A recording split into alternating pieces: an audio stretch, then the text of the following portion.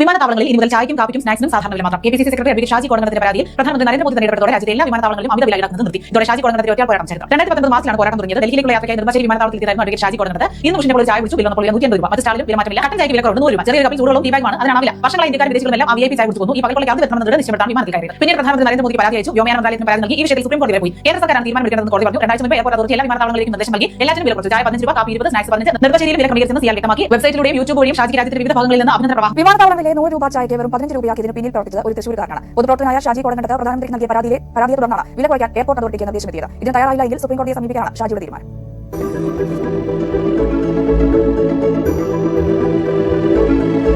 ഒരു ചായക്ക് 100 രൂപ, സമോസയും പഴംപൊരിയും പരിപ്പുവഴിയും ഉൾപ്പെടെയുള്ള ലഘുഭക്ഷണത്തിന് 200 രൂപ. വിമാനത്താവളങ്ങളിലെ കടകളിലെ സാധനങ്ങളുടെ വിലയാണിത്. കുറച്ച് അധിക നേരം വിമാനത്താവളങ്ങളിൽ കഴിയേണ്ടി വന്നാൽ സാധാരണക്കാരൻ പട്ടിണി ഇരിക്കണമെന്ന അവസ്ഥ. ഒരു വിമാനയാത്രയ്ക്കിടെ നെടുമ്പാശ്ശേരിയിൽ നിന്ന് കട്ടൻ ചായ വാങ്ങിയപ്പോഴാണ് ഈ പകൽക്കുള്ള ഷാജി കോടങ്ങത്തിന്റെ ശ്രദ്ധയിൽപ്പെടുന്നത്. സിയാൽ അധികൃതരിൽ നിന്നും വ്യക്തമായ മറുപടി ലഭിക്കാത്തപ്പോൾ ഷാജി പ്രധാനമന്ത്രിക്ക് കത്തെഴുതി.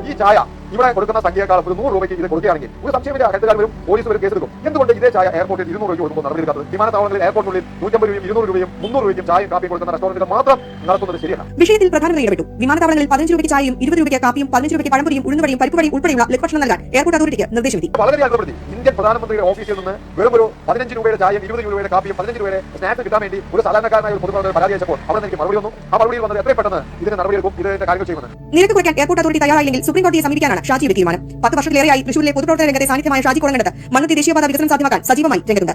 ക്യാമറമാൻ KP ധനേഷിനോടൊപ്പം സുവി വിശ്വനാഥൻ, ന്യൂസ് 18 തൃശൂർ.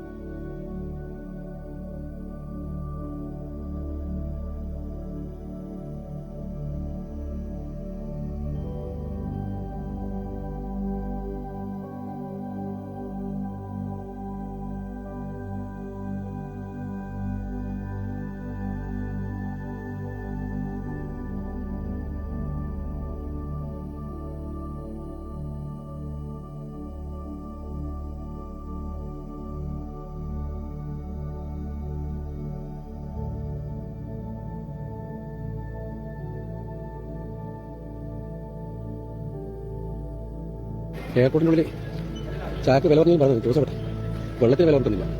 80 ചായ ചായ കോഫിയാ തൽക്കാലം 80 വെള്ളം കുടിക്കാം, അല്ലാണ്ട് 220 250 കൊടുത്ത് കാപ്പി കുടിക്കാൻ ആൾക്കില്ല.